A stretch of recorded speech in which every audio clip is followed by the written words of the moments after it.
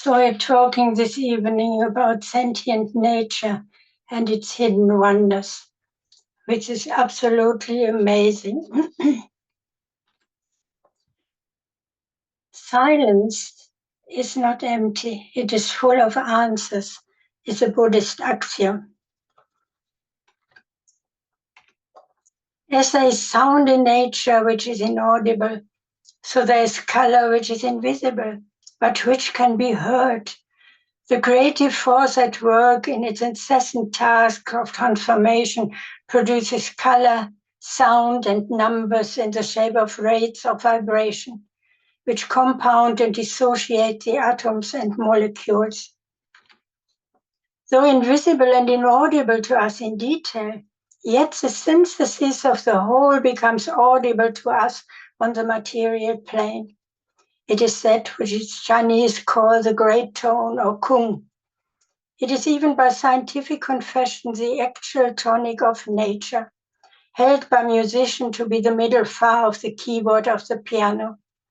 We hear it distinctly in the voice of nature, in the roaring of the ocean, in the sound of the foliage of the great forest, in the distant roar of a great city, in the wind, the tempest, and the storm.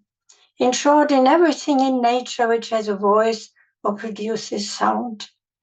To the hearing of all you hearken, it culminates in the single definite tone of an unappreciable pitch, which is, as said, the F or Fa of the diatonic scale. When sound waves move through the air, each air molecule vibrates back and forth, hitting the air molecules next to it, which then also vibrates back and forth. When these vibrations are fast, high frequencies, we hear a high note. When the vibrations are slower, we hear a low note. Sounds affect our bodies, minds, and spirit in many different dimensions. The vibrations of singing bowls, for example, projected onto and into the human body through air or direct contact, promote its state of natural equilibrium called homeostasis, neutralizing any physical or emotional strain. And Science for Students says, on one frequency, the sound waves may feel like raindrops falling on our hand. At a higher frequency, they may feel like foam. The amplitude measures how compressed the waves are compared to the air around them. In addition to hearing the sound waves, you can also sometimes feel them. If you stand in front of a loudspeaker at a rock concert, you will definitely be able to feel the pulsating sensation of sound waves as they hit your body. And the Moment in Science says, unlike waves on a lake, sound waves don't really travel up and down. Instead, they are more like layers of high and low pressure traveling outward in all directions. Each wave consists of a layer of higher pressure, followed by a layer of low pressure. The bigger the difference is between the high pressure and the low pressure, the louder the sound. But sound doesn't just travel in the air. They travel through whatever they encounter, including your body. So when you listen to loud music, your whole body alternates between high and low pressure, just like the air around it. It is well known that by using sound, we can transmit data. Everything from bird chirps to human language can be considered as a form of data over sound. Does that apply to the plant kingdom as well? Are plants really silent? Or do they communicate among themselves and even with humans by sound vibration? Do they have feelings and intelligence? And can they even form images of our surroundings? Theosophy teaching us the different variations of plants are the broken rays of the one ray. As a ray passes through the 7 planes, it is broken on every plane into thousands and millions of rays, down to the world of forms. Every ray breaking into an intelligence of its own plane, so that we see every plant has an intelligence, or its own purpose of life, so to speak, and its own free will to a degree. This is how I, at any rate, understand it, says Madame Blavatsky. A plant can be receptive or non-receptive. So every plant without exception feels and has a consciousness of its own. If plants are conscious, can they communicate? And how would they be able to do it? Dr. Monica Gagliano was a marine animal ecologist, spending her professional life in the waters of the Great Barrier Reef in Australia, studying at one time the private life and reproductive output of a little damselfish called Ambon. Just after a week in their vicinity, they knew her and snuggled comfortably inside her open hand when her fingers gently curled around their scaly bodies and then opened again. Today she vividly remembers the last day of her studies when she went into the water to say goodbye to them, before returning in the afternoon to capture some, and according to scientific methods and protocol, kill them for study in her laboratory. A chilling sensation filled her when none of them was in sight when she returned in the afternoon, let alone approach her. At that moment she knew that they knew. She suddenly felt the blood of all past killings she had done in the name of science, and a dreadful feeling of guilt flooded her heart. And she knew instantly that she would never be able to kill again, that there was no scientific question significant enough that would justify the killing of another living being. She also immediately realized that it would be impossible to continue her scientific research without slaughter, and her career as an animal scientist ended right there and then, and a new vocation as a plant scientist was about to start. In May 2013, Dr. Gagliano moved to the laboratory of Professor Stefano Mancuso, a leading authority in the field of plant neurobiology at the University of Florence in Italy, where the signaling and communication at all levels of biological organizations is explored. The purpose of her visit was to deepen her knowledge about the behavior of the plant world. After lengthy discussions, they agreed on some experiments to prove what many had believed for some time, that plants are equipped with an effective memory. The chosen plant for this experiment was a very sensitive Mimosa pudica. A creeping perennial flowering plant often grows for its curiosity value, because its leaves fold inward and droop when touched or shaken, defending itself from harm, reopening again a few minutes later when realizing that there was no immediate danger.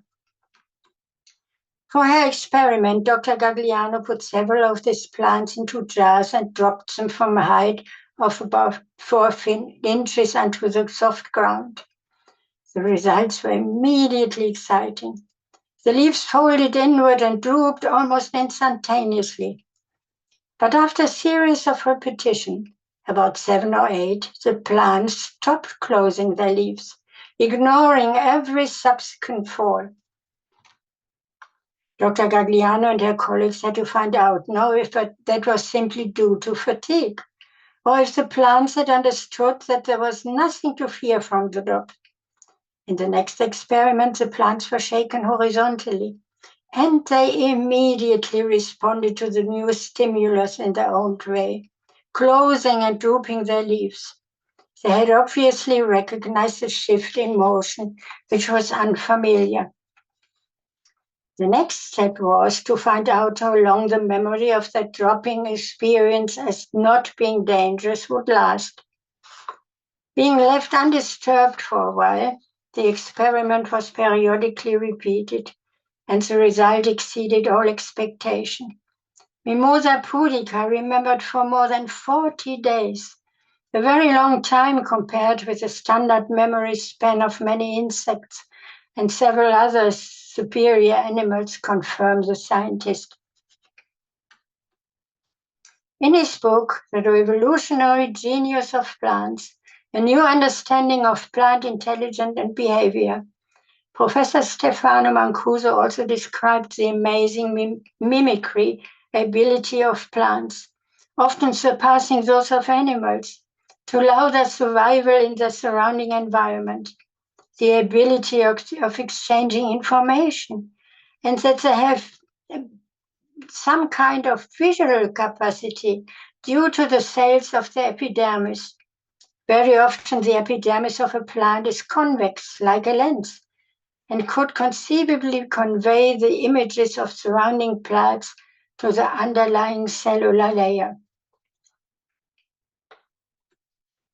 The most talented plant in mimicry seems to be the vine Bocchilla trifoliata, growing in the rainforest of Chile and Argentina, which acts almost like a chameleon by shape-shifting the form of its leaves to match its surroundings, hidden from predators. But this is not all. The structure of certain plants also inspired architects. The most famous example is Crystal Palace. In 1851, the first great exhibition was planned in London. To host the properly colossal structure had to be built inside Hyde Park, suitable for welcoming delegates from around the world, as well as millions of spectators, reflecting the greatness of the British Empire. Since it was not supposed to be a permanent structure, it had to be built quickly, functional, and with minimal expense. Students of architecture across Europe took part in the competition. The commission received 245 proposals, and after a long process of analysis, rejected them all, which was unexpected. The evaluation had taken a lot of time, and there were only a few months left to host the great exhibition, and Great Britain ran the risk of a sensational embarrassment before the whole world. In this tense atmosphere, Joseph Paxton, the head gardener of William Cavendish, 6th Duke of Devonshire, came to the rescue. He had the revolutionary idea of building a huge glass and cast iron structure using prefabricated units. British technology had already evolved sufficiently at that time to make rapid production of tens of thousands units possible. Thus, by gradually adding new elements, the initial structure could be extended to infinity. If the whole thing would be dismantled again at the end of the exhibition, the various parts could easily be put together for another use. It was in fact a colossal erection of a greenhouse, which Paxton had already designed on a smaller scale to protect exotic plants against the cold British weather. But a building of this enormous size had to comply with strict structural requirements, and in addition it had to be completed on schedule and at a low cost. And that is where Paxton's second ingenious intuition came in, due to his extraordinary passion for botany, to mimic the nervation of the Victoria amazonica leaves, to create large arched walls. Victoria amazonica is the largest of the water lily family, the national flower of Guyana in tropical South America. Its very large green leaves lie flat on the water surface and raised edges, and can grow up to 3 meters in diameter on a stalk up to 8 meters in length. If properly distributed, a leaf can withstand a load of nearly 100 pounds without breaking or deforming, because on its underside it is equipped with spines which serve as a protection against large aquatic herbivores, marine mammals.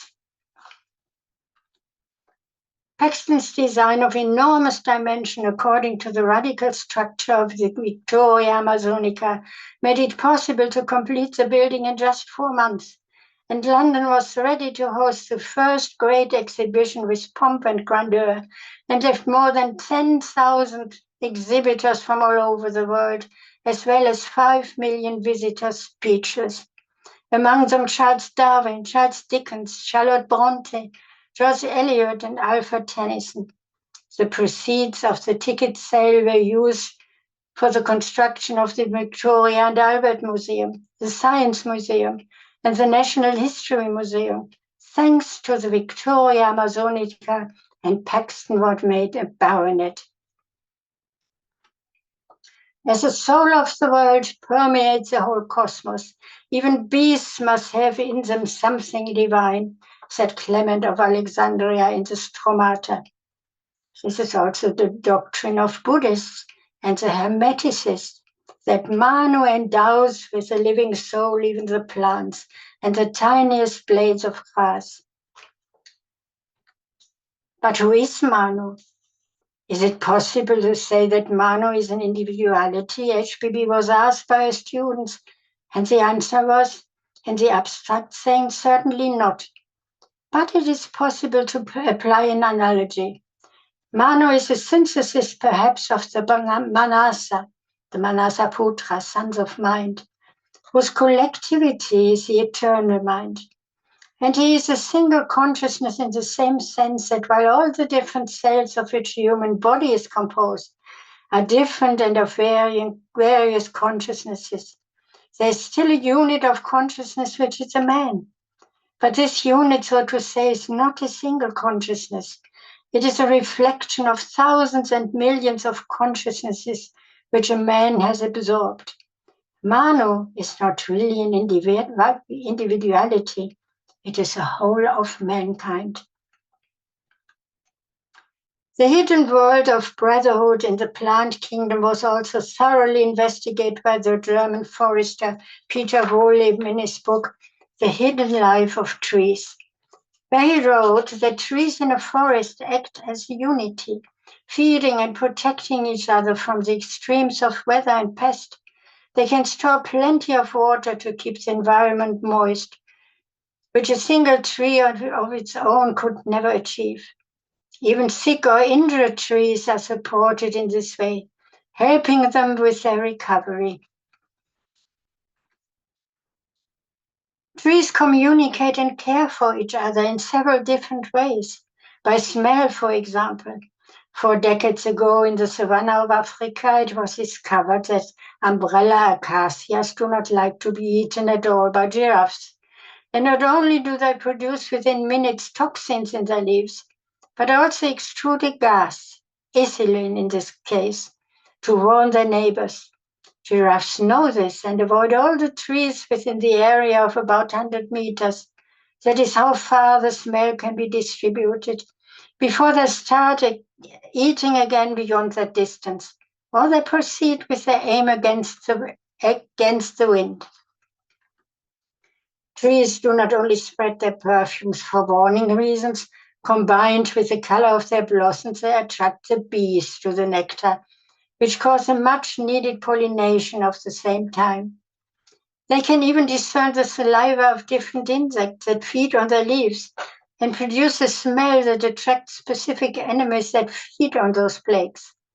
Oaks, on the other hand, guide bitter and poisonous tannic aids into their barks and leaves, which either kill the insects or cause a bitter and unpleasant taste to chase their tormentors away.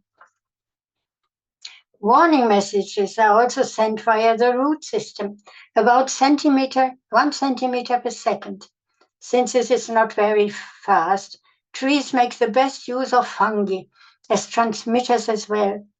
The thin threads penetrating the ground are similar to the fiberglass connection of the internet, says Wohlleben. 1 teaspoon of forest soil contains many meters of these hyphens. Just 1 fungi can develop over a few centuries a network which spreads through the whole forest. But this is not all. Trees and other plants can even communicate via electrical impulses through a kind of nerve cells at the tips of their roots. Dr. Gagliano from the University of Western Australia, whom we have mentioned before, and her colleagues tested the soil of different sprouts and could very soon register a faint noise coming from their root at a frequency of 220 Hertz. The roots of other sprouts that were not immediately involved in their test responded promptly, turning their tips into that very direction, as if they could hear these sound vibrations. Science is already talking about a wood wide web that penetrates our forest, says Wohleben. In her book, Thus Spoke the Plant, Dr. Gagliano describes how she learned to communicate with plants by shamanic methods on an ultrasonic level. Her university had organized a series of workshops to assist researchers like her. A wide range of applicants were asked to write a succinct one-paragraph summary of their field of investigation, which could be comprehensible to non-specialists. This summary would be read to the group who provide feedback and comments. When Dr. Gagliano's research officer heard that she was going to write a proposal on understanding sound communications in plants, she was told that this was nothing other than career suicide. But her determination was unshaken, because what she was about to present had its foundation in personal experience. It was not a theoretical speculation. When it was her turn to speak, she was met with a scornful remark from one of her colleagues. Is this a joke? That is not science. With great arrogance, he expressed his mockery blatantly. And Monica knew he was not alone with his opinion, although others seemed to prefer to be silent. But then the unexpected happened. It was one of her friends who found out about the amazing news first and had sent her an email with a link to the Australian Research Council funding, where she had just been awarded a 3-year research fellowship for her plant investigation. She was overwhelmed and in total disbelief, mixed with gratitude. Today, Dr. Monica Gagliano is a leading expert in the realm of bioacoustics, research associate professor in evolutionary ecology at the Biological Intelligence Lab in Southern Cross University, a research associate professor at the University of Western Australia, and a research affiliate at the Sydney Environment Institute in Sydney. Plant acoustics is still a newly emerging field of plant communication. Plants produce sound waves in the lower end of the audio range, as well as an overabundance of ultrasonic sounds, says Dr. Gagliano. By capturing these signals emitted by plants under different environmental conditions, I am exploring the ecological significance of these sounds to communication among plants and between plants and other organisms. The results from my investigation into bioacoustics are now well confirmed by other research centers, like the Tel Aviv University in Israel. In times of intense stress, people sometimes let out fear with a sequel of screams and noises. And a new study suggests that plants might do the same. A team of scientists placed microphones near stressed tomato and tobacco plants. The instruments picked up the crop's ultrasonic sequence from about 4 inches, 10 centimeters away. The noises fell within the range of 20 to 100 kilohertz, a volume that could feasibly be detected by some organisms from up to several meters away. Under stress, tomato and tobacco plants, when deprived of water, for example, or if their stems are being cut, send out sound vibrations. The recordings of their response with a microphone showed that in both cases the plants began to emit ultrasonic sounds which could convey their distress to other plants and organisms in the immediate vicinity. Plants that had no immediate environmental threat or damage released less than 1 ultrasonic sound per hour. Ultrasonic waves have frequencies higher than the upper audible limit of human hearing. Ultrasound is not different from normal sound in its physical properties, except that humans cannot hear it. This limit varies from person to person and is approximately 20 kilohertz in healthy young adults. Dr. Gagliano believes, like many scientists and environmentalists do, that in order to save the planet, we have to understand ourselves as part of the natural world. It's just that she also believes the plants themselves can speak to this point. And she wrote, Orangam means thanks for listening in the language of the plants. It is not a word as we humans understand it, because its meaning cannot be spoken nor can it be heard. However, we can experience it by feeling with our bodies and listening to what our ears cannot hear. When we learn to listen to plants without the need to hear them speak, a language that we have forgotten emerges. It is a language beyond words, one that does not wonder or pretend to mislead. It is a language that conveys its rich and meaningful expression by bypassing the household of our mind, directly connecting one spirit to another. I want people to realize that the world is full of magic, but not as something only some people can do, or something that is outside of this world, she said. No, it's all here. As environmental collapse looms, we are never known so much about life on Earth, how extraordinary intrinsic it all is, and how loose the boundary where it ends and we begins, she says. In summer 2019, Dr. Gagliano said on a sold-out panel called Intelligence Without Brains at the World Science Festival. She spoke about plants with pointed familiarity. In her telling, they became jaunty little characters. She used pronouns like he and they, never it. A young woman asked Dr. Gagliano how her scientific work has changed her understanding of the world, and she answered, the main difference is that I used to live in a world of objects, and now I live in a world of subjects. There were murmurs of approval. And so I'm never alone, she said in an interview at the New York Times. Whatever quits the glaya or homogeneous latent state becomes active conscious life, says HPB. Individual consciousness emanates from and returns into absolute consciousness, which is eternal motion, says an esoteric axiom.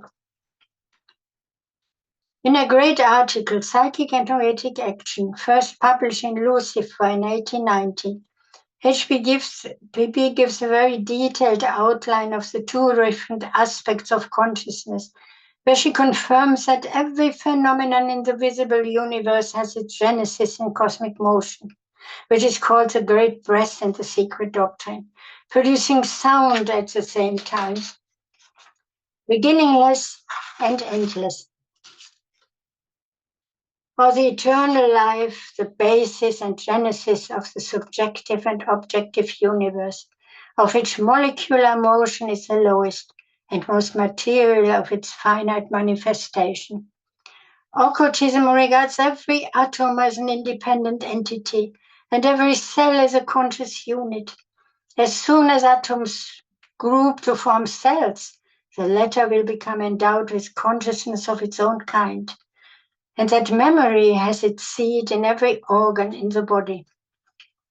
But where does consciousness of its own kind start? In 1973, the Norwegian philosopher and mountaineer Arne Næss introduced the phrase deep ecology to environmental literature. This term considers the world as an integrated whole rather than a dissociated collection of parts, and recognizes the fundamental interconnections of all phenomena regarding human life as just one of many components of a global ecosystem. It is a systems view about interconnections and relationships with all forms of life, seeing the world as a living network and not as a machine. Scientists have concluded that prokaryote, the combination of the two Greek words pro, before, and karyon, nut or kernel, are single cells-like forms without a nucleus to contain the DNA, like a bacterial cell. They preceded the more complex eukaryotes, a Greek term for two nucleus, which are found in the cells of plants, animals, and fungi. These challenging questions were studied and addressed by the two Chilean scientists, Dr. Umberto Maturana and Dr. Francesco Varela. They coined a new word for what defines a living or vital system, autopoiesis, the combination of the two Greek words auto, which means self, referring to the autonomy of a self-organizing system, and poiesis, sharing the same Greek root as the word poetry, which means making.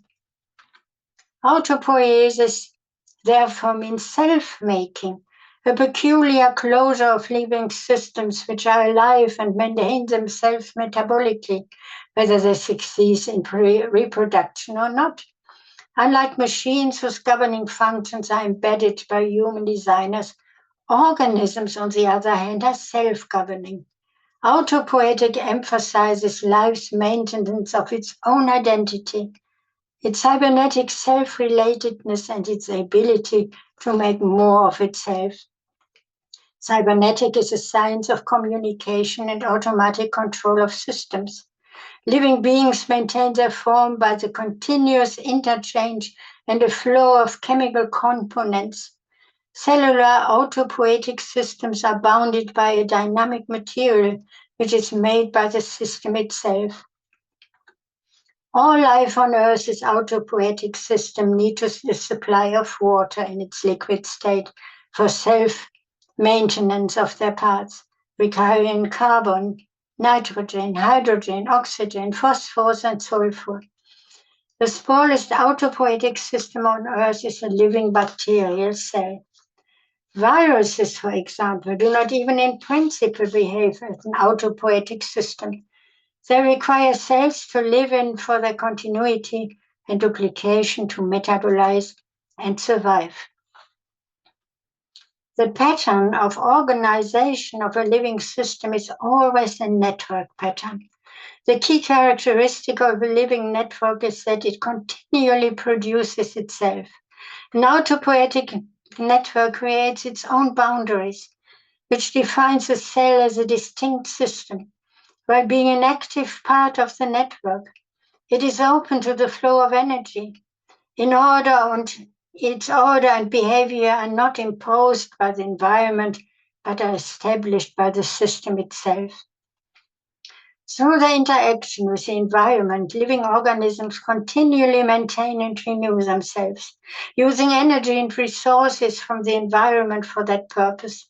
The continual self-making includes the ability to form new structures and new patterns of behavior. If these processes stop, so does the entire organism. And as we have heard before, this is a fundamental axiom of occultism, which regards every atom as an independent entity and every cell as a conscious unit. It explains that no sooner do atoms group to form cells that the latter become endowed with consciousness, each of its own kind, and with free will to act within the limits of the law. Every cell in the human body, as in every animal, is endowed with its own peculiar discrimination, instinct, and, speaking relatively, with intelligence, says HPB.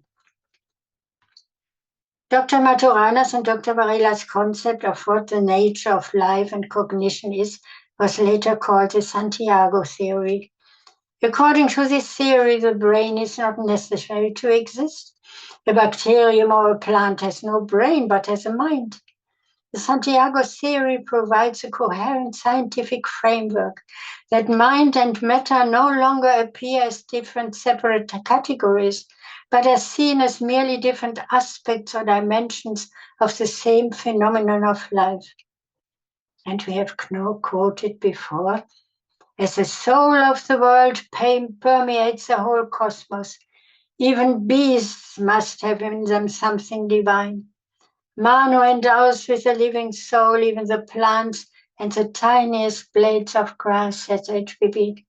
And in Heinz unveils his carries on, saying that plants have mystical properties in the most wonderful degree, and that most of this wisdom is now lost to European sciences.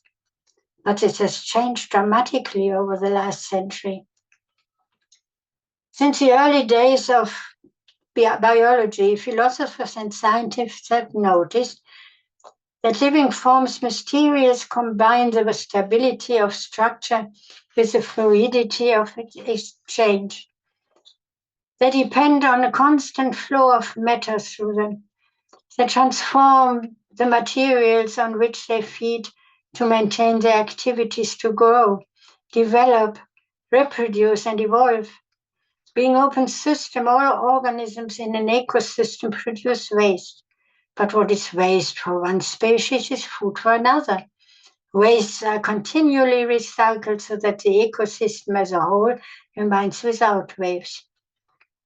HBB says something similar in the article The Fall of Ideas, that the protein or ever-changing part of nature around man, where every particle is incessantly transformed, the harmonious body still remains. An analogy could be the word forest. The word forest is singular, yet it is a term to express the idea of thousands or even millions of trees of different kinds. So in Greek mythology, the whole earth is described as a living interdependent organism called Gaia, which the atmospheric scientist James Lovelock brought into focus again. Lovelock was invited by NASA to help them design instruments for the detection of life on Mars. Space flights in the 1960s, for example, had enabled human beings for the first time to actually look at our planet from outer space, perceiving it as an integrated whole. The perception of Earth in all its beauty, a blue and white globe floating in the deep darkness of space, had moved astronauts deeply, and several have declared that it was a profound spiritual experience that forever changed their relationship to the Earth.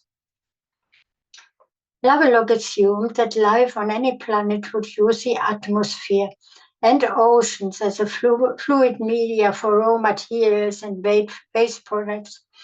Therefore, one might be able to detect the existence of life by analyzing the chemical compositions of the planet's atmosphere. This was dramatically confirmed when he and his colleague Diane Hitchcock compared the systemic analysis of the Martian and Earth's atmosphere. They were strikingly different. Today, there are no more chemical reactions on Mars. There's complete chemical equilibrium in the Martian atmosphere. On Earth, it is exactly the opposite. Its atmosphere contains gases like oxygen and methane, which are likely to react with each other. Due to the presence of life on Earth, planets constantly produce oxygen and other organisms produce other gases. The atmospheric gases are continually being replenished while they undergo chemical reactions, and that the self-regulating processes involve organisms in the biosphere. The feedback loops link together living and non-living systems. We can no longer think of rocks, animals, and plants as being separate. The Gaia theory shows that there is a tight interlocking between the planet's living parts, plants, microorganisms, and animals, and its non-living parts, the rocks, crystals, etc. According to the Gaia theory, life creates a condition for its own existence. Life makes forms and exchanges the environment to which it adapts. Then that environment feeds back on the life that is changing, acting, and growing in it. Blavatsky came up with an ingenious mathematical model representing a very simplified Gaian symbol, which he called Daisy World. Daisy World is a hypothetical planet proposed by James Lovelock and Andrew Watson to illustrate the Gaia hypothesis. This hypothesis states that living organisms interact with their inorganic surroundings, creating a self-regulating system that can maintain the conditions for life on the planet. The planet's surface is composed of white daisies, black daisies, and bare ground. White daisies grow best in warm climate, but they reflect light and make the planet colder. On the other side, black daisies prefer a cold climate but absorb light and consequently make the planet warmer. These feedbacks of the constant cyclical interaction keeps the temperature constant, even when the solar energy changes, making life possible on Earth for more than 4.8 billion years now. But this has tragically changed now dramatically by man-made pollution and by exploiting the Earth's resources. The classical theory of evolution is the idea that organisms will gradually adapt to their environment until they reach a fit that is good enough for survival and reproduction. In the new systems view, by contrast, evolutionary change is seen as a result of life's inherent tendency to create novelty, which may or may not be accompanied by adaptation to changing environmental conditions. During billions of years, bacteria continually transformed the Earth's surface and atmosphere, and in doing so invented all of life's essential biotechnologies. We are now beginning to see continual cooperation and mutual dependence among all forms of life as central aspects of evolution. The American biologist and evolutionary scientist Ling Margulis expressed it like this: life did not take over the globe by combat, but by networking. One of the first bacterial inventions was fermentation, the breaking down of sugar and conversion of ATP molecules, forged through adenosine triphosphate, that are able to store and transport chemical energy within cells that fuel all cellular processes. Some of the fermenters also developed the ability to absorb nitrogen gas from the air and convert it into various organic compounds. Since nitrogen is an ingredient of the proteins in all cells, all living organisms today depend on the nitrogen fixing bacteria for their survival. The secret doctrine describes a similar fermentation process, that which involves oxygen.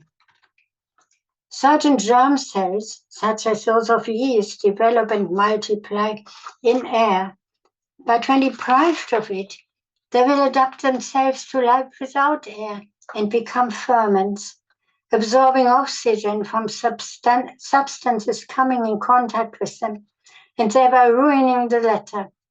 The cells in fruit, when lacking free oxygen, act as ferments and stimulate fermentation. Therefore, the vegetable cell manifests in this case in life as an anaerobic, absence of free oxygen being. Life, therefore, is everywhere in the universe, and occultism teaches us it is also in the atom. Maturana's and Varela's Santiago theory is a continual bringing forth of a world through the process of living.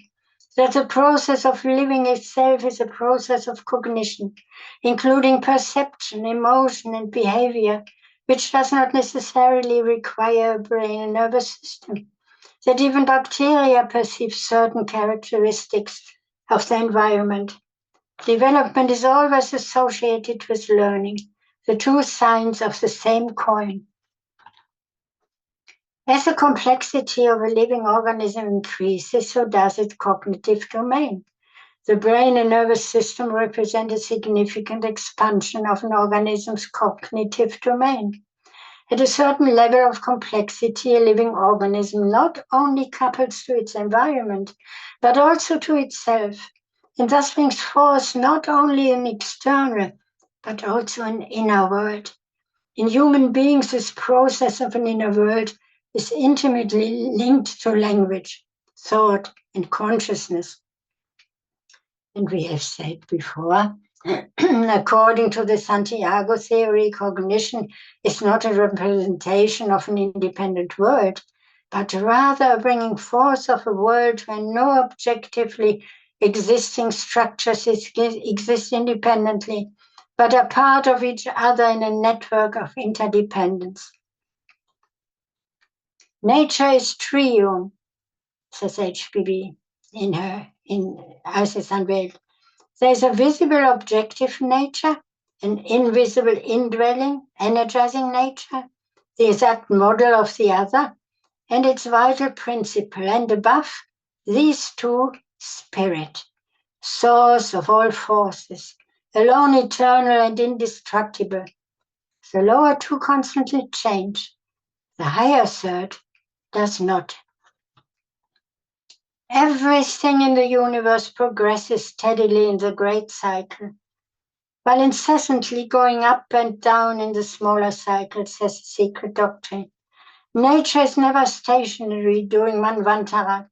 It is ever becoming, not simply being, and mineral, vegetable, and human life are always adapting to their organisms to the then reigning elements, and therefore those elements were then fitted for them, as they are now for life of present humanity. HPB also refers to the footnote to the German metaphysician Hegel, who also stated that nature was a perpetual becoming, which is a purely esoteric conception. And in the Essene Gospel of Peace, Jesus says, I tell you truly, the book of nature is a holy scroll. And if you would have the sons of men save themselves and find everlasting life, teach them how once again to read from the living pages of the earthly mother. Only when he returns to the bosom of his earthly mother will he find everlasting life and the stream of life which leads to his heavenly Father. And in the voice of the silence we can read, help nature and work with her. And nature will regard thee as one of her creators and make obeisance. And she will open wide before thee the portals of her secret chambers. Lay before thy gaze the treasures hidden in the very depths of her pure virgin bosom. Unsullied by the hand of matter, she shows her treasures only to the eye of spirit, the eye which never closes, the eye for which there is no veil in all her kingdoms. And in the Mahatma letters we can read, thus it is plain that the methods of occultism, though in the main unchangeable, have yet to conform to altered times and circumstances. And at an early stage of the Theosophical movement, a famous document known as the Letter of the Mahachohan, head of the Trans-Himalayan mystics, was passed on to some of the principal workers of that day, which emphasized that the doctrine we promulgate, being the only true one, must, supported by such evidence as we are preparing to give, become ultimately triumphant, as every other truth. Yet it is absolutely necessary to inculcate it gradually, enforcing its theories, unimpeachable facts for those who know, with direct inference, deduced from and corroborated by the evidence furnished by modern exact science. And as we have started with a quote from an axiom from Buddhism, we will now close with another axiom, where it says, life is like a book. Some chapters sad, some happy, and some exciting. But if you never turn the page, you will never know what the next page, what the next chapter holds. Thank you.